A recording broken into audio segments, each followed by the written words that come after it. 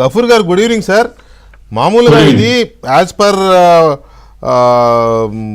Procedure ఇది జరుగుతూనే ఉండాలి, ఆటోమేటిక్గా జరుగుతూనే స్పీడ్గా జరగాలి. పైగా సుప్రీంకోర్టే అప్పుడు ఎన్వి రమణ గారు మామూలుగా జడ్జిగా ఉన్నప్పుడు ఇచ్చిన ఆర్డర్ ప్రకారం ప్రజాప్రతినిధుల కేసులు ఉంటే వెంటనే పూర్తి చేయాలని, దేశంలో 4,000 మంది పైచిలకు ఇలాంటి కేసులు ఉన్నాయని వెంటనే పూర్తి చేయాలని కదా, మీకు తెలుసు కదా. అలాంటిది అది జరగకపోగా ఇప్పుడు ఇది ఒక పిల్, ఇది ఒక పబ్లిక్ ఇంట్రెస్ట్ లిటిగేషన్ కింద ఇప్పుడు ఏపీ అసెంబ్లీ డిప్యూటీ స్పీకర్గా ఉన్న రఘురామకృష్ణరాజు గారు ఆయన బెయిల్ రద్దు చేయాలి, ఆయన విచారణ ముందుకు సాగడం లేదు, కేసులన్నీ ట్రయల్ వేగవంతంగా పూర్తి చేయాలని ఒక పిల్లేస్తే ఆ పిల్ మీద ఏడాదిన్నరగా జరుగుతూ ఉంటే ఇగో ఇప్పుడు సిబిఐ వాళ్ళు ఇప్పుడు మొన్న శుక్రవారం అఫిడవిట్ చేశారు, ఇన్ని పెండింగ్ ఉన్నాయి. అసలు జరగాల్సిన ప్రాసెస్ కాదు ఇది, ఒక పిల్ మీద వచ్చిన సమాచారం బయటికి ఇది. సో దీన్ని ఎలా చూడాలి, మనం ఏమనుకోవాలి గఫూర్ గారు? వెంకటకృష్ణ గారు, మీకు మిగతా పెద్దలకు నమస్కారం అండి. నమస్తే సార్. ఇప్పుడు వడ్డించేవాడు మనవాడైతే కడబంతిలో కూర్చున్నా ఇబ్బంది ఏమి ఉండదు అంటారు కదా.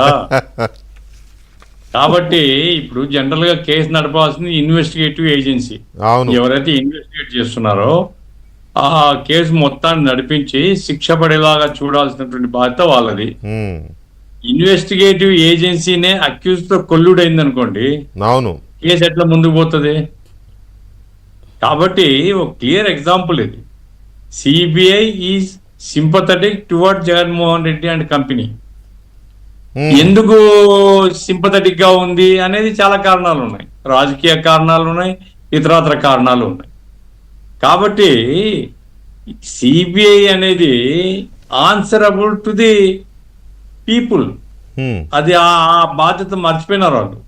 పంజరంలో చిలక అంటారు కదా, పంజరంలో చిలకలాగానే వ్యవహరిస్తున్నారు. వాళ్ళు అనుకుంటే ఏ కేసైనా వేగవంతం చేస్తారు, వాళ్ళు అనుకుంటే ఏ కేసైనా డిలే చేస్తారు. ఇప్పుడు జగన్మోహన్ రెడ్డి కేసుల్లో న్యాయ వ్యవస్థ బలహీనత ఉందా లేదా అంటే ఉంటుంది. న్యాయ వ్యవస్థ కూడా మనుషులే కదా. ఇప్పుడు మనం చూస్తే గాలి జనార్దన్ రెడ్డి కేసులో బెయిల్ కోసము జడ్జి గారు డబ్బులు తీసుకున్నారు అనేది అదంతా సిబిఐ పట్టుకున్నది. కాబట్టి వీళ్ళు ఈ ప్రయత్నాలన్నీ చేస్తారు, జడ్జిల్ని ప్రలోభపరుస్తారు, అన్ని ప్రయత్నాలు చేస్తారు, ఆరితేరిన వాళ్ళు వీళ్ళు. కాబట్టి ఇటువంటి వాళ్ళ పట్ల కఠినంగా వ్యవహరించి ఎత్తుకు పై ఎత్తు వేసేలాగా ఒక్కో కేసులో డిశ్చార్జ్ పిటిషన్స్ ఏమున్నాయో ఆ కేసు ముందు అన్ని కొట్టేయించి ఒక్కో కేసు నడిపిస్తూ ఉండాలా. ఇప్పుడు మొత్తం 125 డిశ్చార్జ్ పిటిషన్లు జరుగుతూ ఉంటాయి. అట్లా కాకుండా వీళ్ళు ఏంటంటే అన్ని కేసుల్లో ఉండేటువంటి డిశ్చార్జ్ పిటిషన్లు యథాలాపంగా కాలహరణ చేస్తూ సంవత్సరాల తరబడి లాగుతున్నారు. సిబిఐ ప్రధానం నిందితురాలు. దీంట్లో సిబిఐ గనక సీరియస్నెస్ ఉంటే ఈ కేసులు ఇంతకాలం లాగబడు. ఎవరైనా జడ్జి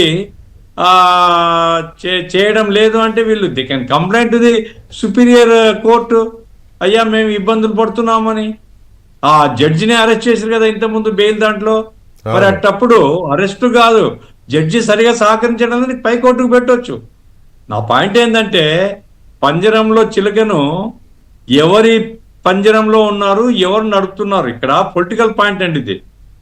ఇప్పటికి కూడా మీరు చూస్తే A2 ఫ్రీక్వెంట్ గా హోమ్ మినిస్టర్ తో సమావేశం అవుతున్నాడు.